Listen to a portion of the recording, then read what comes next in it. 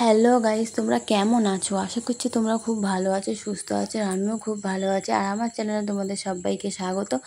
তো আজকে যাচ্ছি হচ্ছে স্বাদের অনুষ্ঠানে। তো আমি আর আমার যা রেডি হয়ে গেছি, দুজন মিলে এখন যাচ্ছি। আরও অনেকে যাচ্ছে তো স্বাদের অনুষ্ঠানে। তো চলো ভিডিওটা তোমরাও দেখতে থাকো। তো ওখানে গিয়েই দেখি স্বাদের নিয়মকানুন সব মানা হয়ে গেছে। তো আমার দাদা বৌদির এই ছবিটা আমার খুব ভালো লাগলো বলে একটু তুলে নিলাম। তারপরে তো দুপুরবেলা বুঝতেই পারছো, খিদেও পেয়ে গেছিলো। তো সঙ্গে সঙ্গে জায়গা পেয়েছিলাম বলে বসে পড়লাম খাওয়ার টেবিলে। তো এদিকে আমার জা আর আমার ছেলে বসেছিল, এই পাশটাতে আমি বসেছিলাম আর আমার একটা ফ্রেন্ড বসেছিল।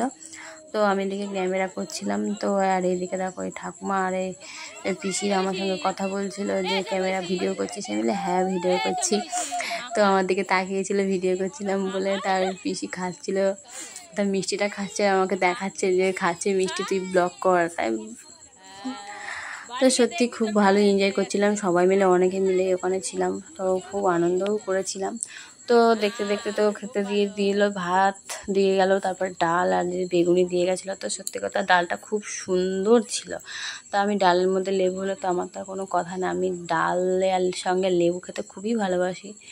তো তারপর দেখো এদিকে আমার ছেলেও ডালটা খাচ্ছিল, আর এদিকে বেগুনি, ডাল আর বেগুনি পেয়েছে মানে ও খুবই ভালো খাবে। ও মাছ মাংস অতটা মানে ভালোবাসে না, ও ডালটা খুব ভালোবাসে। তো তারপরে দিয়ে গেছিলো পটল চিংড়ি আর এই যে মাছের কালিয়া। তো আমি এখন মাছটা, পটল চিংড়িটাও খুবই সুন্দর ছিল আর মাছটাও খুব সুন্দর ছিল। আমি মাছের পেটিটা খেতেই বেশি পছন্দ করি। তো এক পিস পেটি নেই আমি খাচ্ছিলাম।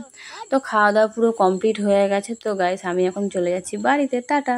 তো গাইস খাওয়া দাওয়া কমপ্লিট করে তো বাড়ি চলে আসলাম। তো ভিডিওটা এই পর্যন্ত, যদি ভালো লাগে থাকে প্লিজ লাইক কমেন্ট শেয়ার করে দিল। আর চ্যানেলে যদি প্রথম হয় তবে চ্যানেলটি প্লিজ সাবস্ক্রাইব করে দিও। তো আজকের মতো টাটা।